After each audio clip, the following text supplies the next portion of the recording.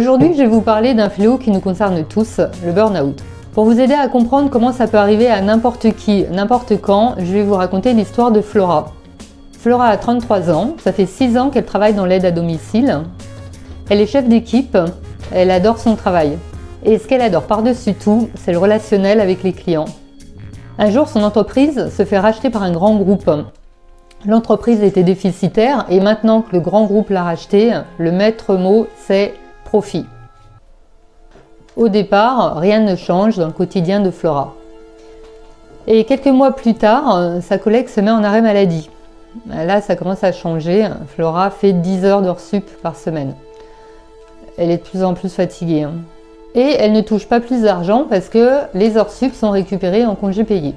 Mais elle ne peut pas non plus prendre ses congés payés parce qu'il n'y a pas de possibilité comme elle est seule. Malheureusement, la collègue ne revient pas de son congé maladie. Flora, qui n'a jamais demandé de l'aide de qui que ce soit, continue à faire son travail, coûte que coûte, elle décide de tenir le coup. Au bout d'un moment, elle se sent seule et pas du tout considérée. Et au bout d'un moment, elle commence à faire des erreurs. Du coup, la relation avec sa chef, qui a toujours été bonne, se détériore petit à petit. Flora se sent complètement piégée, elle ne voit pas du tout comment elle peut s'en sortir. Elle ne se rend même plus compte qu'elle a beaucoup trop de choses à faire. Plus elle fatigue, plus elle accumule du retard. Plus elle accumule du retard, plus elle fait des erreurs. Un jour, elle consulte une psychologue qui décide de l'arrêter. Elle ne reprendra jamais son travail. Elle est finalement déclarée inapte car dans son travail, la rupture conventionnelle n'existe pas. Résultat, elle a perdu énormément confiance en elle. Elle a longtemps été sûre qu'elle réussirait à faire son travail malgré le surplus de taf à faire. Elle avait décidé de fonctionner comme un robot pour réussir coûte que coûte à faire tout ce qu'il fallait faire.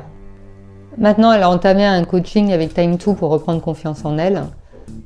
Elle a pris conscience qu'à l'avenir, elle allait s'écouter plus. Dans nos tests de personnalité, on peut voir avec les traits de la personne si elle a plus ou moins de risque de se faire avoir en quelque sorte par le burn-out. En conclusion, il faut vraiment faire très attention au burn-out parce que comme ça arrive très progressivement, on pense qu'on s'en rendra compte, mais en fait, on ne le voit souvent pas venir.